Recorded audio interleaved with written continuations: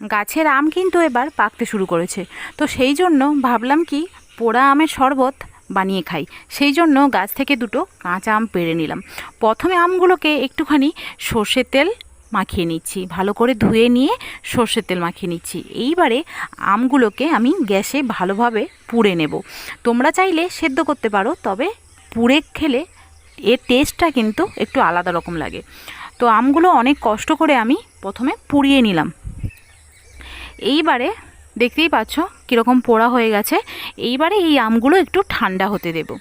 আর যতক্ষণ না ঠান্ডা হচ্ছে ততক্ষণ আমি একটা মশলা রেডি করে নেব, যার মধ্যে রয়েছে গোলমরিচ, মৌরি, জিরে আর হচ্ছে জোয়ান।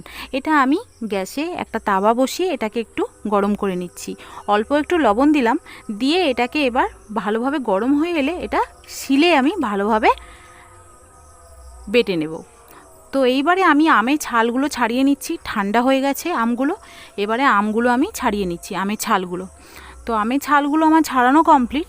এইবারে এইভাবে আমি আমগুলো চুড়ে নেব। তোমরা চাইলে আমগুলোকে ম্যাশ করে নিতে পারো, হাত দিয়ে চটকে নিতে পারো। তো আমি এই রকম একটু চুড়ে নিচ্ছি।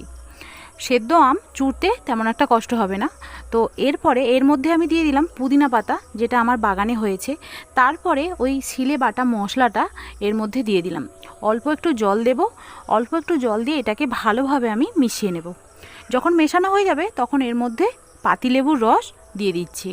এটা একটা থকথকে ব্যাপার, একটা পেস্ট তৈরি হয়ে যাবে। তারপরে একটা প্লেটের মধ্যে আমি যে অবশিষ্ট মশলাটা রয়েছে সেই মশলাটা দিয়ে, গ্লাস নিয়েছি দুটো কাঁচের গ্লাস, কাঁচের গ্লাসের মুখগুলো এরকম মশলা দিয়ে আমি একটু মশলা লাগিয়ে দিচ্ছি, যাতে খাওয়ার সময় একটু টেস্ট লাগে।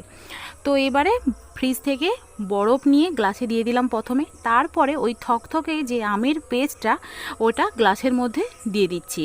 2 গ্লাসই বানিয়েছি, মেয়ে আর আমি খাবো।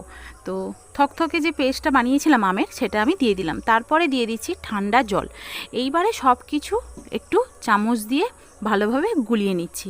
রেডি পোড়া আমের শরবত। অবশ্যই কিন্তু তোমরা বাড়িতে বানিয়ে খেও। এই গরমকালে এই পোড়া আমের শরবত খেতে কিন্তু দুর্দান্ত লাগে।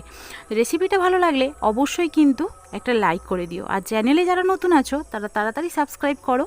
তো দেখা হচ্ছে পরের ভিডিওতে। ততক্ষণ সবাই ভালো থেকো, সুস্থ থেকো। সবাইকে টাটা।